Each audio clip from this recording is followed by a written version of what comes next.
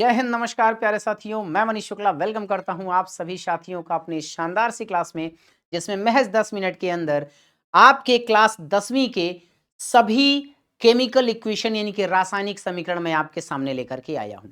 ये रासायनिक समीकरण आप लोगों के एग्जाम में बार बार पूछे जाते हैं, हर बार पूछे जाते हैं। चाहे आप बिहार बोर्ड के हों, चाहे आप यूपी बोर्ड के हों, चाहे आप सीबीएसई के हों, किसी भी बोर्ड में इससे ज्यादा इक्वेशन नहीं पूछे जाते। यानी पूरे के पूरे इक्वेशन मैं आपको दूंगा, लेकिन जो आपके लिए इंपॉर्टेंट है उसको मैं ट्रिक मार्क करता रहूंगा, तो उसको आप ज्यादा ध्यान दीजिएगा। बाकी आज की क्लास में लगभग सभी इक्वेशन मैं आपके सामने रखने वाला हूं। तो आइए बिना किसी देरी के क्लास को स्टार्ट करते हैं। सबसे पहली इक्वेशन अपन लोग के पास है कि जब हाइड्रोजन गैस क्लोरीन के साथ अभिक्रिया करती है तो क्या बनाती है। सर, यह हाइड्रोजन क्लोराइड बनाती है। यह इक्वेशन सभी को तैयार होगी, संयोजन अभिक्रिया। जब बेरियम क्लोराइड अल्युमिनियम सल्फेट से अभिक्रिया करता है तो बेरियम सल्फेट और एल्युमिनियम क्लोराइड बनाता है। यह इक्वेशन वेरी इंपॉर्टेंट है। यह इक्वेशन वेरी इंपॉर्टेंट है। अगली, सोडियम और जल की जब अभिक्रिया होती है तो सोडियम हाइड्रोक्साइड बनाता है और हाइड्रोजन गैस निकलती है। यह धातु की जल से अभिक्रिया जब हम लोग कराते हैं, धातु की जल से अभिक्रिया यानी reaction of metal with water, तो उस समय इस रिएक्शन को लिखा जाता है, लेकिन आपके लिए उतनी ज्यादा इंपॉर्टेंट नहीं है।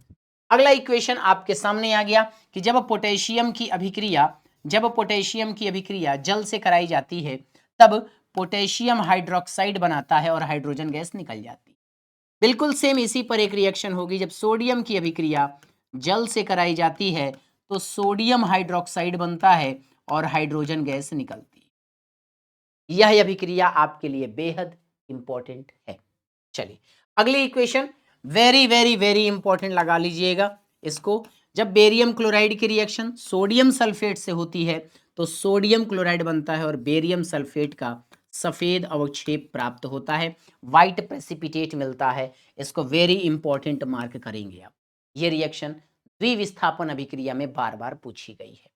अगली इक्वेशन है कि जब सोडियम हाइड्रोक्साइड जो कि एक क्षार है की क्रिया HCl यानी कि एक अम्ल से कराई जाती है, when acid reacts with base then it gives salt and water, तो यह साधारण नमक बनाती है, सामान्य लवण का निर्माण करती है और सामान्य लवण के साथ साथ जल भी बनता है।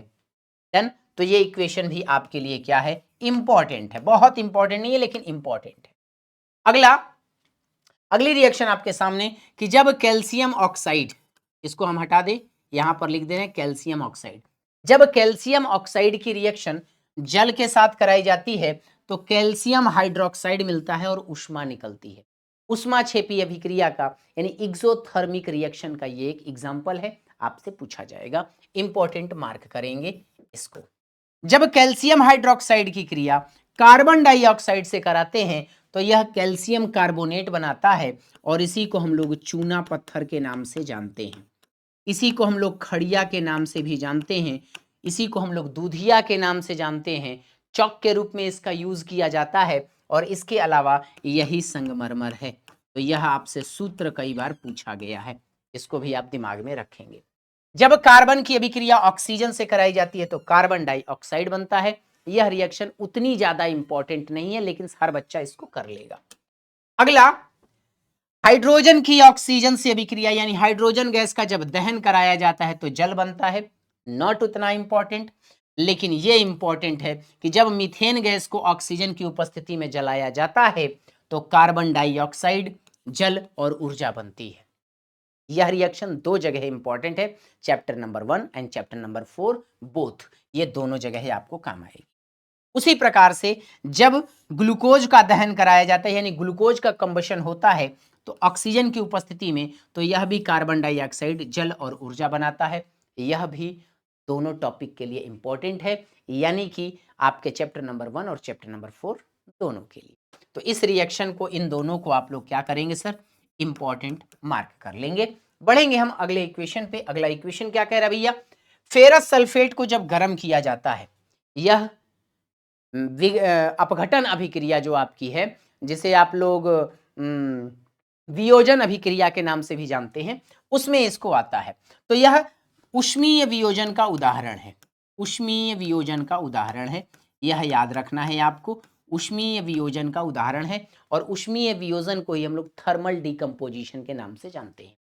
तो बनाता क्या है, यह फेरिक ऑक्साइड बनाता है, सल्फर डाइऑक्साइड बनाता है और सल्फर ट्राइऑक्साइड बनाता है।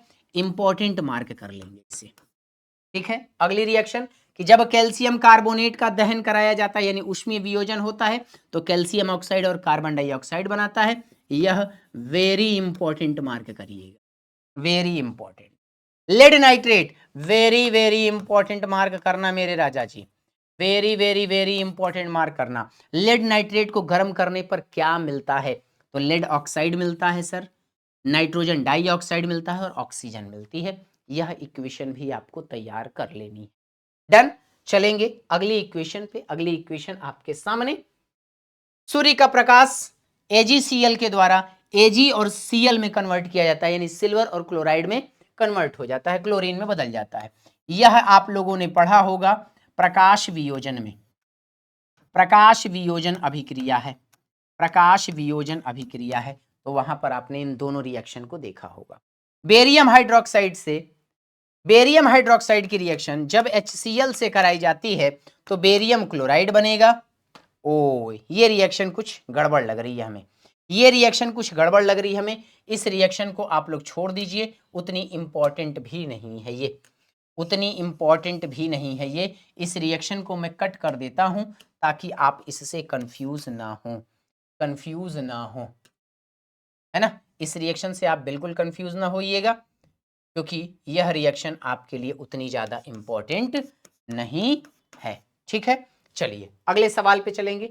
अगला क्या कहता है भैया कि जब आयरन की क्रिया, इंपॉर्टेंट मार्क करेंगे इसे, जब आयरन की क्रिया कॉपर सल्फेट से कराई जाती है, कॉपर सल्फेट का रंग कैसा होता है सर, नीला होता है, और यह नीला रंग भूरे हरे रंग में परिवर्तित हो जाता है जो कि फेरस सल्फेट है।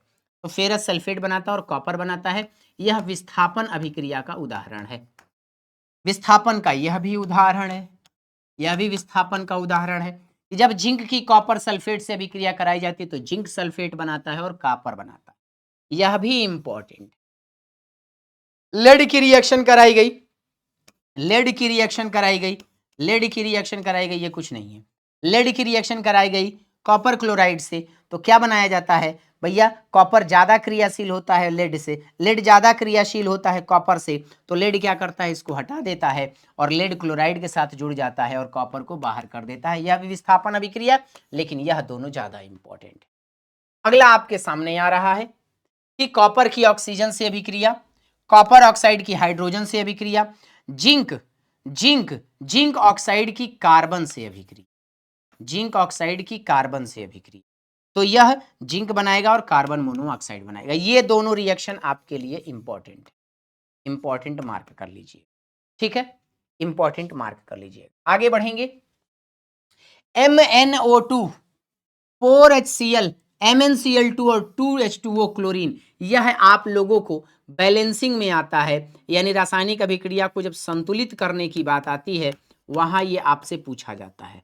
संतुलित करना में आपसे पूछेगा कि जब मैग्नीज डाइऑक्साइड की क्रिया हाइड्रोक्लोरिक एसिड से कराई जाती है तो मैग्नीज क्लोराइड बनाता है और जल और क्लोरीन गैस निकाल देता है, ठीक है। सोडियम की ऑक्सीजन से क्रिया कराने पर सोडियम ऑक्साइड बनाता है जो कि एक क्षार होता है। डन। आयरन की क्रिया जब HCl से कराई जाती है तो आयरन क्लोराइड बनता है और हाइड्रोजन गैस निकलती है। इस रिएक्शन को इंपॉर्टेंट मार्क, आपको बहुत बढ़िया तरीके से मैं सारी रिएक्शन देने का प्रयास कर रहा हूं। चलिए अगला कि जब नाइट्रिक एसिड की क्रिया कैल्शियम हाइड्रोक्साइड से कराई जाती है कैल्शियम नाइट्रेट और जल बनाता है, खास नहीं है लेकिन ये इंपॉर्टेंट है। सोडियम हाइड्रोक्साइड की रिएक्शन सल्फ्यूरिक अम्ल से कराने पर सोडियम सल्फेट और जल बनता है। यह इंपॉर्टेंट मार्क कर लीजिए, ठीक है। सोडियम क्लोराइड की सिल्वर नाइट्रेट से क्रिया कराने पर सिल्वर क्लोराइड और सोडियम नाइट्रेट बनता है। जनरली चलती है, तैयार रखेंगे, ठीक रहेगा। बेरियम क्लोराइड की रिएक्शन किसके साथ कराया गया, H2SO4 के साथ कराया गया, H2SO4 के साथ कराया गया, तो बेरियम सल्फेट बनाया और हाइड्रोक्लोरिक एसिड बनाया। रिएक्शन इंपॉर्टेंट है, दिमाग में रखिएगा, ये रिएक्शन आपके लिए वेरी इंपॉर्टेंट। जब बेरियम क्लोराइड की रिएक्शन पोटेशियम सल्फेट से कराते हैं तो बेरियम सल्फेट बनता है और पोटेशियम क्लोराइड बनती है। यह रिएक्शन भी आपके लिए क्या है बाबूजी, इंपॉर्टेंट है। अगले सवाल पे आएंगे। अगला इसमें कौन सा इंपॉर्टेंट है, इसमें कोई इंपॉर्टेंट मुझे नहीं दिख रहा है। चलिए आगे बढ़ेंगे। अगला सोडियम कार्बोनेट, हाँ वेरी इंपॉर्टेंट। सोडियम कार्बोनेट की HCl से क्रिया कराइए या सोडियम बाइकार्बोनेट की HCl से क्रिया कराइए तो सोडियम क्लोराइड बनाएगा, जल बनाएगा और कार्बन डाइऑक्साइड। सोडियम क्लोराइड बनाएगा, कार्बन डाइऑक्साइड बनाएगा और जल बनाएगा। यह बात दिमाग में रखनी है आपको। सोडियम क्लोराइड की जल से अभिक्रिया, कोई खास बात इसमें नहीं है, इसको आप लोग मत तैयार कर। अगला आपके लिए क्या कह रहा है, कैल्शियम हाइड्रोक्साइड की क्लोरीन से अभिक्रिया। यह आप लोगों को ब्लीचिंग पाउडर बनाने में यूज करना है। ये ब्लीचिंग पाउडर है आप, ये ब्लीचिंग पाउडर है आपका, है ना, ब्लीचिंग पाउडर है आपका, इसको आप लोग तैयार रखेंगे।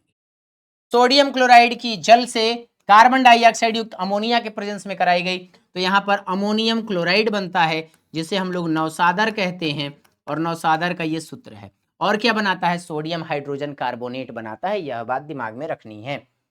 जब सोडियम कार्बोनेट को गर्म करते हैं, सोडियम हाइड्रोजन कार्बोनेट को गर्म करते हैं तो सोडियम कार्बोनेट मिलता है, जल मिलता है और कार्बन डाइऑक्साइड। इंपॉर्टेंट मार्क करना इस तीनों इक्वेशन को, तीनों को इंपॉर्टेंट मार्क कर लेना मेरे राजा। आगे आपके लिए कौन सी इंपॉर्टेंट है, ये वाली रिएक्शन कि जब एल्यूमिनियम ऑक्साइड की क्रिया हाइड्रोक्लोरिक एसिड से कराई जाती है तो एल्युमिनियम क्लोराइड बनता है और जल बनता है। ठीक, बाकी इसमें आपको उतना इंपॉर्टेंट नहीं है, बाकी सब देखना तो है ही आपको।